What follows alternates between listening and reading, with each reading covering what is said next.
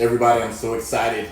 We just recorded this episode of the Lionheart Institute Podcast, and I'm excited for you to watch it. I hope you'll like it. I hope you'll share it. I hope you comment on it because there's a lot that came from my heart. I've had 1,001 people beat me up over the last month or so here as we've been in quarantine about this topic of racial justice in America.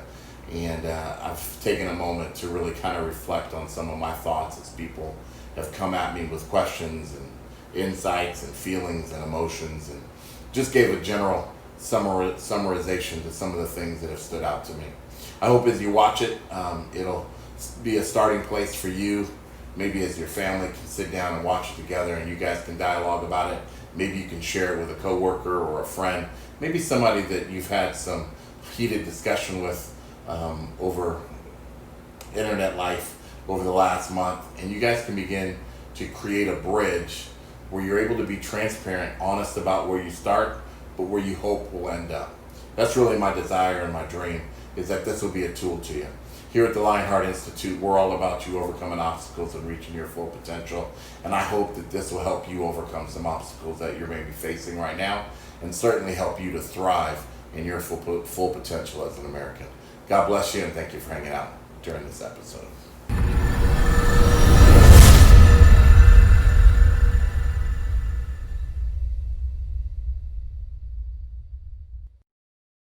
America, this is our moment. While some would suggest that America has fallen from its beautiful throne, that measuring the level of chaos in the world today, we have passed the point of no return. People further argue that both political parties are a mess, that failure and failure after failure, neither party has answers or takes responsibility, that the mission of politics is no longer in solving issues for the people, but far more about blaming the other party for our failures. We argue whose fault and who dropped the ball rather than to do anything to fix our issues. They say that the newest round of hate, bigotry, finger pointing is just about media attention in the pursuit of votes and voter allegiance. It seems the church has failed us, politics has failed us, common sense has even failed us.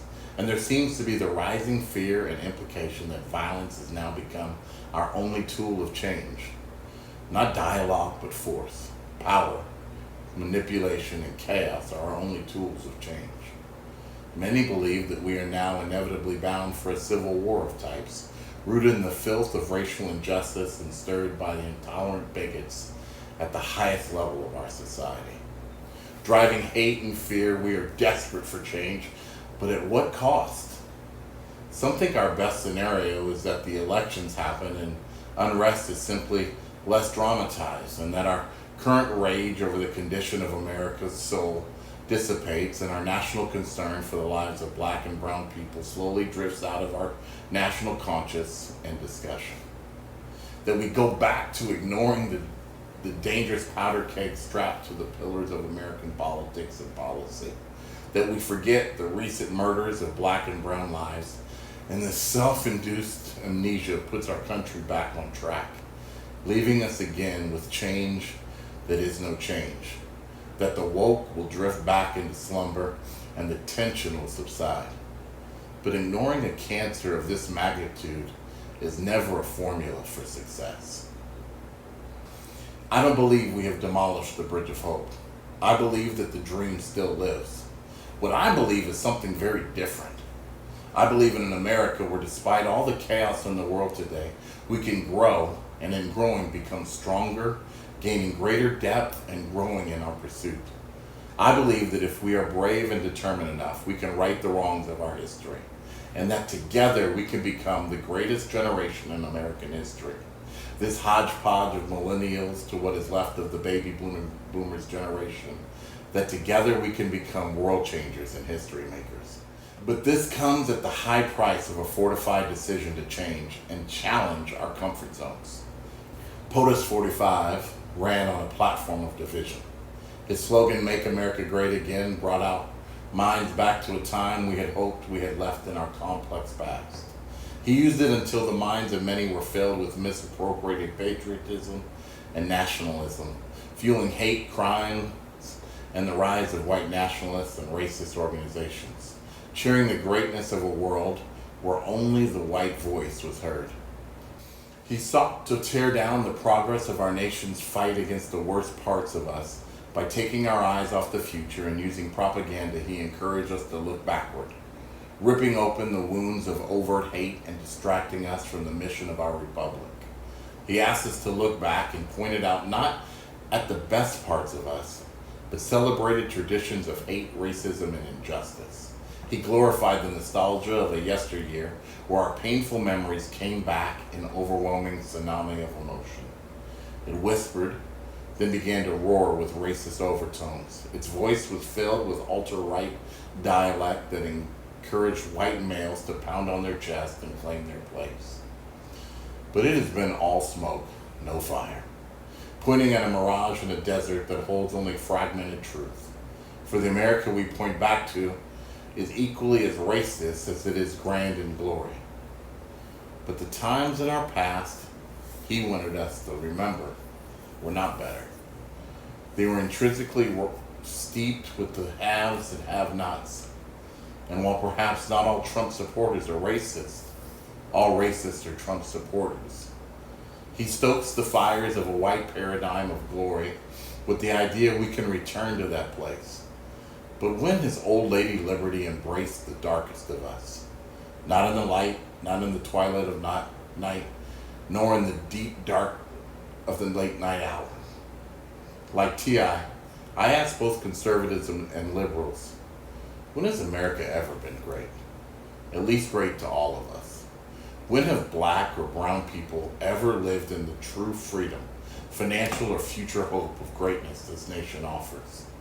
This is our chance to stand on the shoulders of our ancestors and to truly make this the greatest nation in world history. Right now, our cities are on fire. Race rather than progress is being talked about in every home. The political strategy and structure seems to be dividing us towards madness. But our Constitution gives us a chance to rescue ourselves. To do this, we must all demand that as Americans we stand in equality, declaring we the people. Because when we the people have set aside our racial, social, economic, religious, and cultural differences, we are amazing. Together we have rescued the world, inspired dreamers to rise, overcome corruption and injustice, and through repentance, self-determination, and accountability, crossed comfort zones that seemed impenetrable. Sadly, these moments have always been brief, because we have never truly lived up to the potential of our republic. Now is the time we root out the cancer of systemic racism. Now is the time we move away from this world of class where the haves and have-nots now outnumber the meat and bones of our nation. Hardworking Americans hustling to pay the bills, pay their taxes, and who share their deepest joys and hardships with one another. It's time we stop holding on to phobia that we have long outgrown.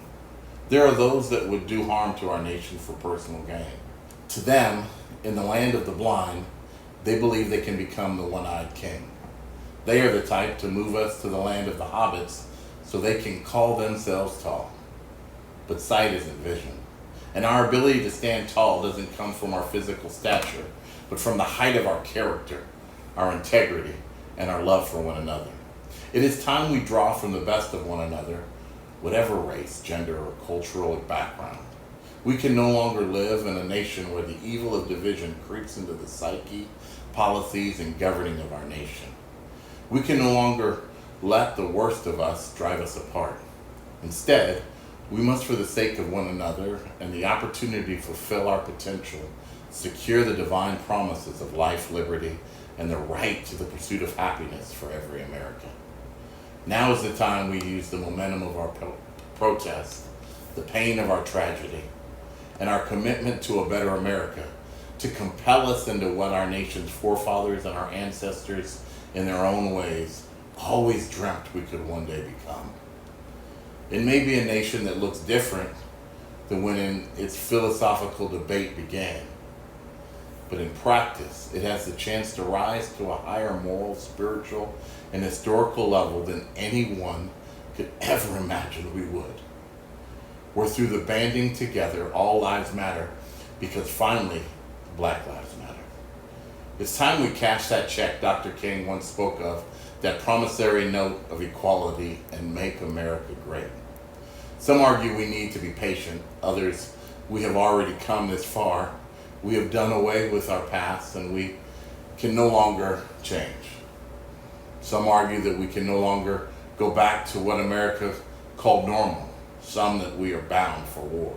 They argue that our nation, while struggling in the past, is no longer a racist nation. And I call that bullshit. Bullshit to that idea, to that complacency of ignorance, to that willful looking away from the truth as acceptable. I call every American, every black and brown, red, yellow, or white sister or brother to the table of dialogue.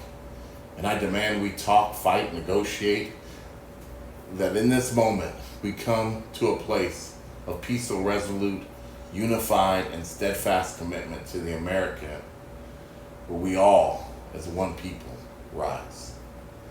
The time when our leadership and our government is led by elite, wealthy, self-interest groups has got to come to an end.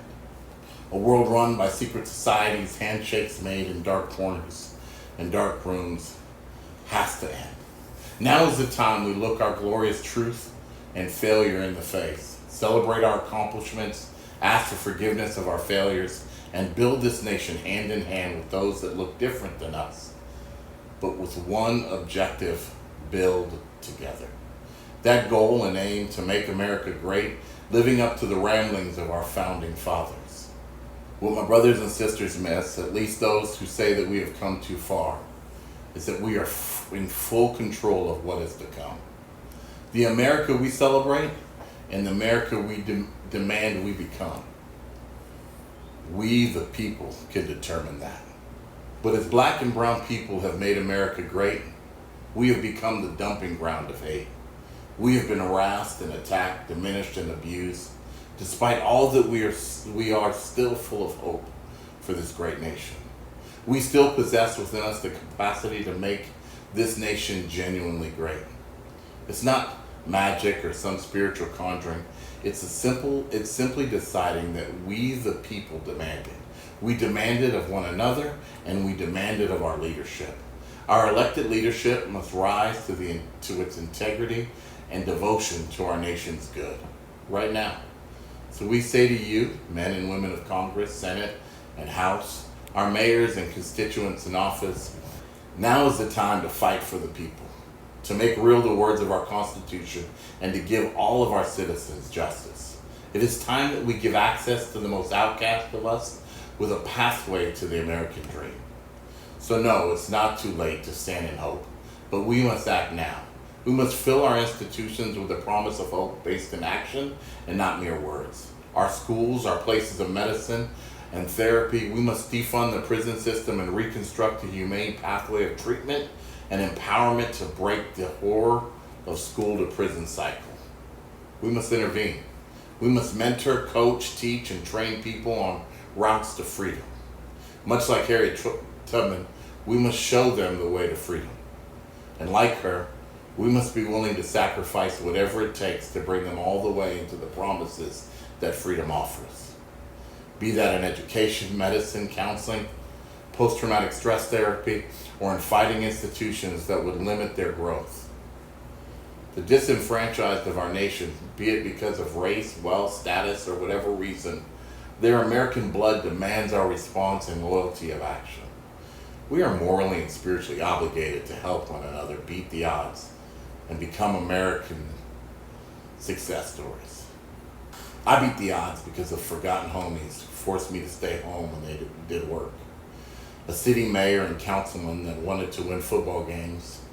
A police officer, gun in hand, late at night, who told me I could make it out of this life. And Byron Scott, one of my heroes, but most importantly because of my parents and family who refused to let me become just another statistic. Their love gave me a chance, not to mention countless other players and coaches along the way, who, because of sports, formed a bond of love that runs through all families. The point is, we need each other. And I pray we will not harden our hearts or turn our ear away, but that we will own this moment and the duty we have to each other as Americans, one to another, In that spirit, we commit to fighting the true evil that resides in the remnants of our dated policies, monuments, and the social mistreatment of those who need us most. Those who lack power, resources, or a voice to demand equality. New laws are not enough. Black and brown people voting is not enough. Although it is a good, healthy jumpstart, what we need is love. Love for our great Constitution, its amendments, and mostly for one another. Legislation is never enough, but love can change us. In addition, beyond just voting, we must proactively take our ownership of issues that matter to us as a people.